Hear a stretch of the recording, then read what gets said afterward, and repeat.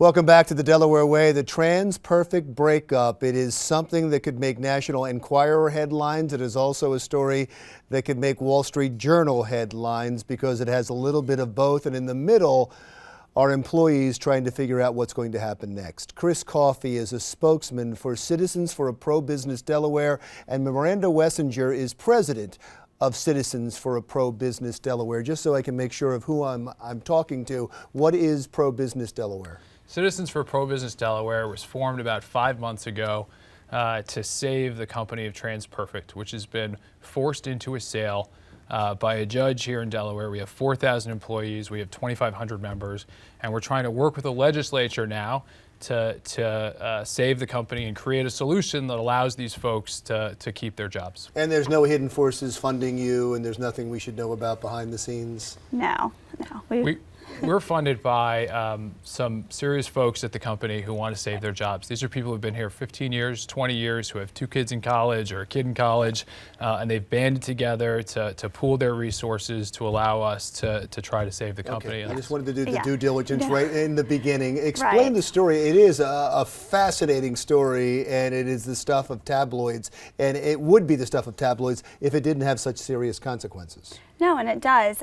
So I guess it's been a few years now where Phil Shaw and Liz Elting, who are the co-CEOs of TransPerfect, they basically decided that they could no longer see eye to eye, if you will, with the company. But they had a relationship, right? Years ago. Okay. And I think that is probably what has made this a tabloid story, is this focus on their relationship that happened years ago. But the part of that tabloid story is that they also ran a successful company after that for over 20 years. So if that was the main point of contention, you would think that this situation would come up 15 years ago versus 20 years after they grew this company from literally being in their dorm room to now a $500 million company. We're not talking about a little mom and pop shop at this point. We're talking about a $500 million company. What does TransPerfect do? They're a translation and globalization company, so they do translations of, think about your websites, or when I worked at TransPerfect, I always told people, think about when you have like a hair dryer or any kind of appliance, you open it up and you see 12 different pages of translations in there.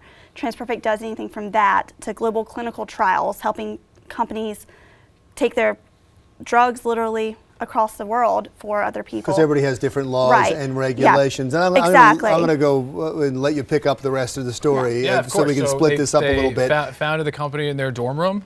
20 years, worked on a really successful company, $500 million in revenue a year, 4,000 employees in 90 countries.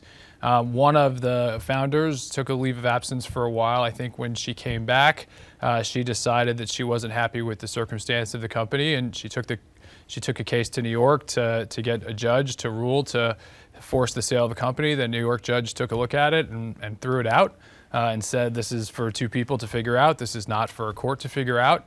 I don't think she was happy with the outcome, what I've read, and she came to Delaware where TransPerfect Incorporated. And just about every other company is. And just about every other, which is an important part of Delaware.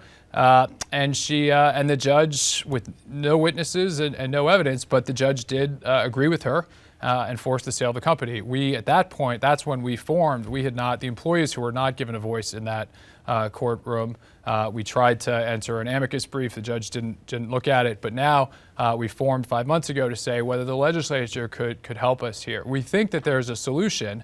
Anytime, the law that the judge cites was created for when a company is in financial straits and a company is going under, or someone's hand is in the cookie jar.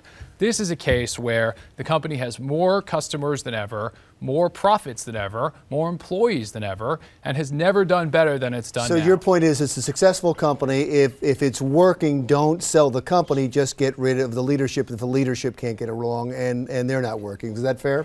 Yeah, I think there's a way to work this out. We've asked both founders to come work it out. There's a bunch of different solutions. The legislature right now is looking at a 3-year cooling off period before you could force the sale of a company. These employees are all in New York, right? I mean, no? They're all over the world. I mean, the people that we have as our backers, you're talking people all over the world. We have people in Hong Kong, in London, in Barcelona, in Atlanta, Georgia, in San Francisco, in New York. In Delaware? We have a few in Delaware. There are 3,000 in the United States. We're in 92 different offices. And these are folks, we're headed into Thanksgiving, we're heading into Christmas. These are folks with kids in college, kids with bills to pay who've been there for 20 years or more, really good middle-class jobs that are now on the line. And we're going to take some of these folks and we're going to come up to Delaware and we're going to go talk. We've been talking to legislators for the last few months to make our case. Thank you so much for coming in. We'll be watching and come back. Thank you so much for having us. Thanks. Chris Coffey, spokesman for Citizens for a Pro-Business Delaware, and Miranda Wessinger, president of Citizens for a Pro-Business Delaware. When we come back, a real important organization that offers loans, offers bank accounts to the underprivileged, when the Delaware Way continues.